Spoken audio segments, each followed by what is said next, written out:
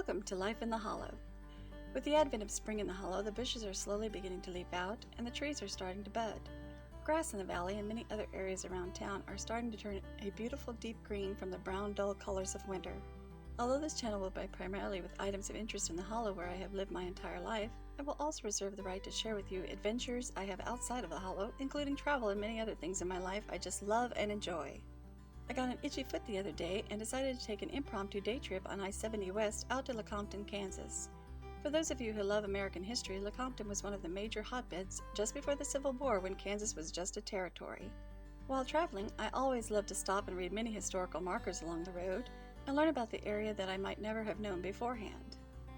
Another thing I love and have been fascinated with is old historical buildings like Winter School House. When I first started seeing this building, it had fallen in terrible disrepair.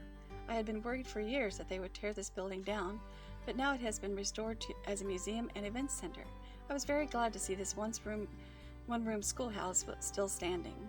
We followed 1029 while it curved around and found Lecompton where it has been since 1854, looking down on the Kansas River, and turned into a historic and business area. Although the Lane High School is an impressive building on the right, what always draws my attention first is the amazing stone building behind it, the Territorial Capitol Museum and Lane University. This amazing historical building in town was where the capital of Kansas was to have been. While the Battle of Kansas was to become a slave state or a free state for slavery, the name of Lecompton became such a reviled word in Washington, D.C., that it was decided to move the capital of Kansas further west to Topeka, Kansas. I was told during one of my visits to the museum that the location had been chosen because of the 7 surrounding hills around it compared to the 7 hills surrounding Rome in Italy. Once saved from the South after Kansas was identified as a free state, it was eventually transformed into Lane University in 1865 and named after a U.S. Senator James H. Lane, a Maine Free State leader. The 3 flags that fly over the Lane University Memorial is the American flag, the Kansas state flag, and the flag of the Territory of Kansas, representing the 3 stages of this great state. The first settlers built a log cabin in Lecompton. This is not the cabin, but on the grounds of the Democratic headquarters, which I will be showing later in my video. However, this cabin is representative of the Battle of Fort Titus reenactment cabin. On the next street up from the Territorial Capitol, visitors drive past the United Brethren Church, opened in 1906. This church is historically known for not removing a ban against secret societies, such as Oddfellows and Masons. Today it stands as the Lecompton Community Building. Next we come to what I feel is the piece de resistance. The most important building of Lecompton is a Constitutional Hall built in 1856. Here the Kansas Territorial Government drafted the pro-slavery Constitution. The bottom floor was a land office building. In the months that followed, it became one of the busiest and most controversial places in all of Kansas, not to mention the Union. Thousands flooded in from the east, some to establish residence and endure hardships in order to create a free state, some from a Missouri slave state to create fraudulent voting to create a slave state. I had been previously told that explorers are still finding Civil War bullets in the grounds surrounding Lecompton. The first Constitution protected slavery no matter how residents voted and was considered an illegal government. Free state residents objected and gained support to create a new state constitution, and Kansas became a free state in 1858.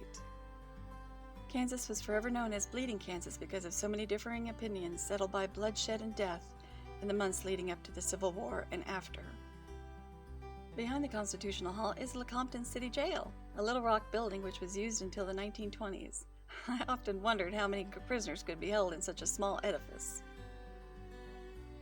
Across from the Constitutional Hall is a handful of historical merchants' buildings, worth a look and visit since you are visiting the town.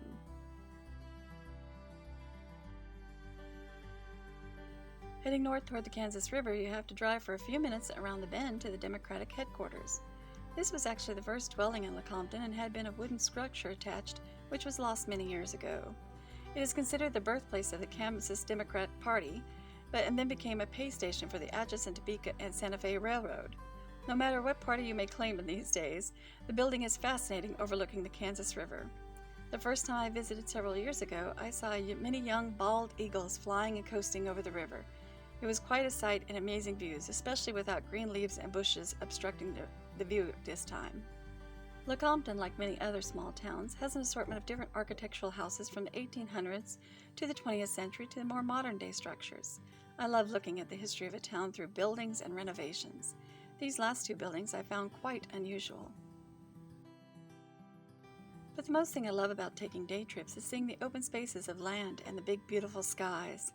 Historic houses to modern houses spot the landscape as well as farms and livestock. I feel very revitalized when I come back and can face almost anything.